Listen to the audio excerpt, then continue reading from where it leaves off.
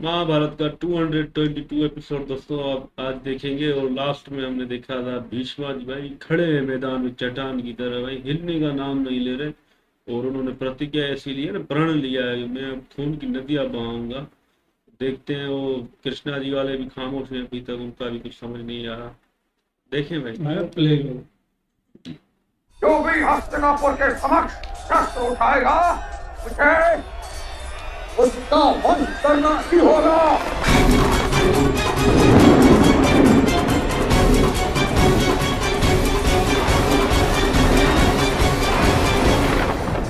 आप यथार्थ कह रहे हैं महामहिम। इस युद्ध में आपके सामर्थ्य का प्रदर्शन नहीं हो रहा, अपितु आपकी निर्बलता का प्रदर्शन हो रहा।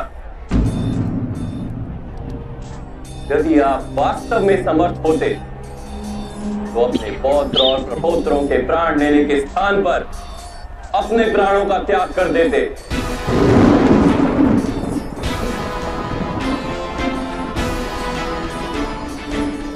मैं अपने धर्म से बंधा हूं वासुदेव। धर्म तो मुक्ति देता, ये कैसा धर्म है जो आपको बांध रहा है? अवश्य ये कोई धर्म नहीं, कोई पास है, कोई बेड़ी है। मेरे धर्म पर प्रश्न मत कीजिए वासुदेव। मैंने जीवन में एक क्षण के लिए भी अधर्म नहीं किया है। अपने वचन का निर्वाह करते हुए वही सब क्या जो आवश्यक था। आप अपने व्यक्तिगत धर्म के लिए समग्र संसार को संकट में डाल रहे। इसे मैं चारित्र्य की शक्ति नहीं कहता। चारित्र्य तो वो होता है जो प्रति क्षण दूसरों के कल्याण का विचार करता है। आपका चारित्र्य भी मिथ्या है और आपका धर्म भी मिथ्या है।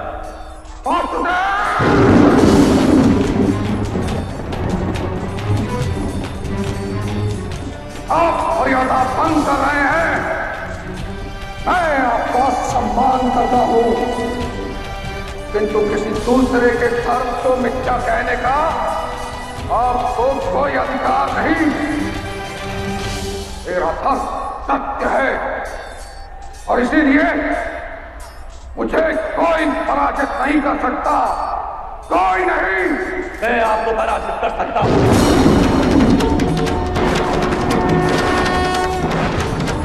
किसी क्षण आपको पराजित कर सकता हूं महामहिम भीष्म।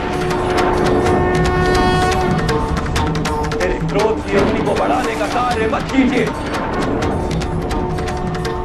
कोई धातु नहीं जो अग्नि में तप कर पिघल ना जाए, और ऐसा कोई प्रण, कोई श्राप, कोई आशीर्वाद नहीं जिसे मैं मिथ्या ना कर सकूं। आप सृष्टि के सुख और नियति की योजनाओं में बाधा बनकर खड़े। अब यदि आपने शस्त्रों का त्याग नहीं किया तो मैं अवश्य आपका वध कर दूंगा।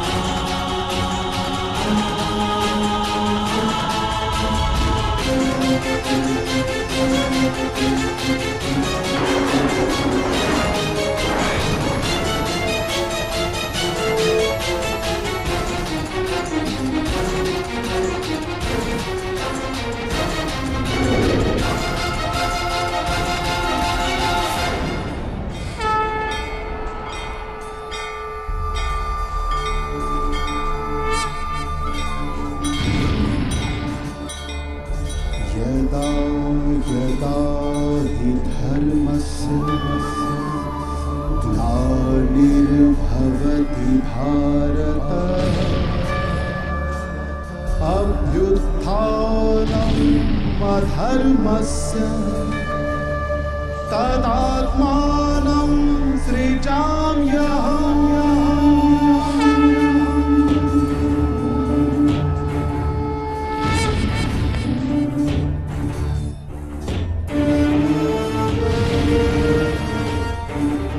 आपका वध करने हेतु मुझे किसी शस्त्र की भी आवश्यकता नहीं।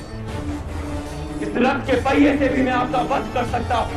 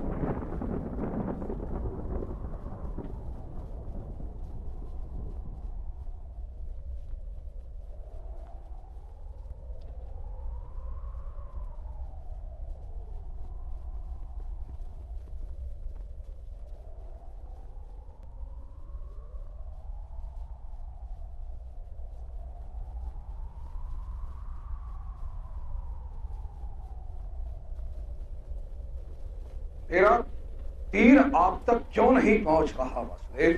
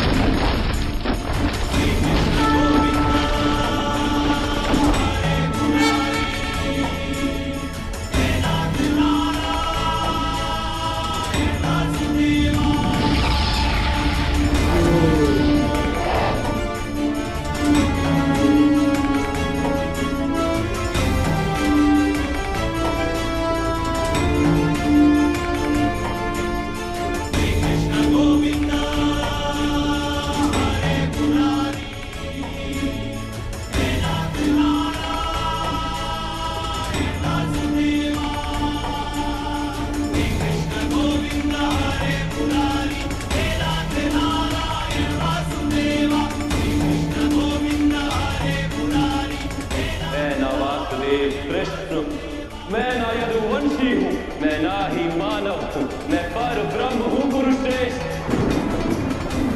मैं ही सत्य, ज्ञान और धर्म हूँ। मेरी ही अनुमति से आप युद्ध कर रहे हैं, मेरी ही अनुमति से आप जीवित हैं, मेरी ही अनुमति से आप मृत्यु को प्राप्त होंगे।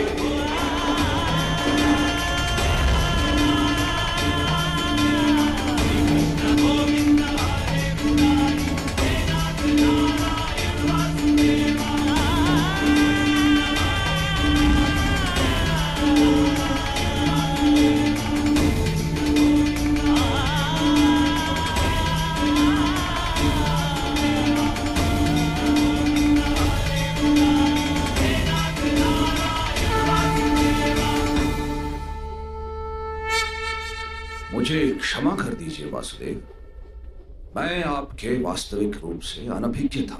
आप अवश्य मेरा वध कर सकते हैं, किंतु आप मेरा वध करने हेतु अपने प्रण को त्यागने के लिए सज्ज हुए हैं।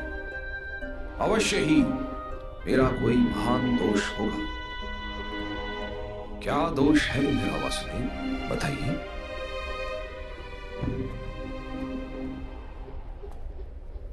अज्ञान आपका दोष है महामहिम। आपने धर्म के वास्तविक रूप को जानने का तो कभी प्रयास ही नहीं किया।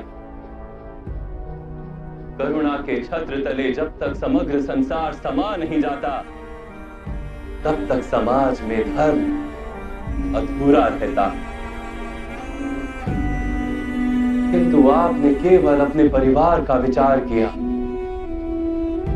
संसार के कल्याण का तो विचार ही नहीं किया आपने। इसलिए आपका त्याग भी स्वार्थ का ही रूप है। मैंने अपने पिता के सुख हेतु राज्य का त्याग किया। पिता के लिए राज्य, फिर अधर्म करो।